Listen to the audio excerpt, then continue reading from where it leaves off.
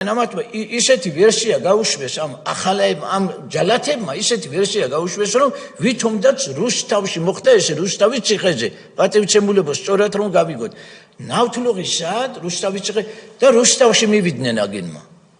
რომ წამოიყვანო და იქ რა წვალებითო და რა ჭიდილითო და რა შეურაცხყოფებითო და რანაირად წამოვიყვანეთ გვამი ღმერთი იყურებოდაო სხვა ვინმე ვერ მიხდებაო ჩამოსლებ ჩემებმა თქვეს ისე წვალებით და შეურაცხყოფებითო და შიშითო და რომ თქვენ ტერორისტები ყოლიან თქვენაო და მიმიხდით ახლა რა გამოთქმებით მოგწეს ჩემი შვილი და მოიყვანეს მე კრუგზე წამოიყვანეს სახში რომ მივიყვანე ესე იგი ეს იყო თვალწდები ორშაბათი დღე იყო რომ სანამ თბილისიდან ერევაზე გოდერძე ავიყვანე ორშაბათი დღე იყო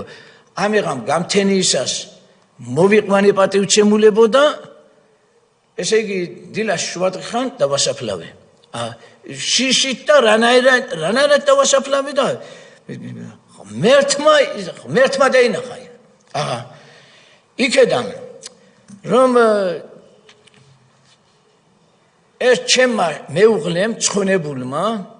რომ ნახა შვილი ესე იგი ცოცხალი აღარ იყო ჩარიელი ფუტლი არ იყო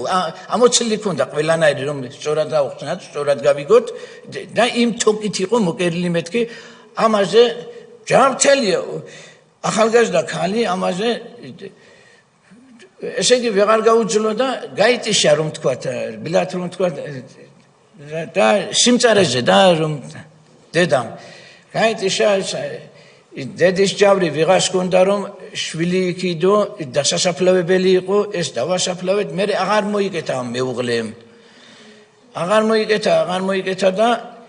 ესე იგი რა ვიცი და ბევრი ვიტანჯეთ და რაღაც უკვე დალაპარაკების ხმის ამოღების უფლებას არ გვაძლევდნენ ვინმე ზეწოლა გქონდა ტერორი გქონდა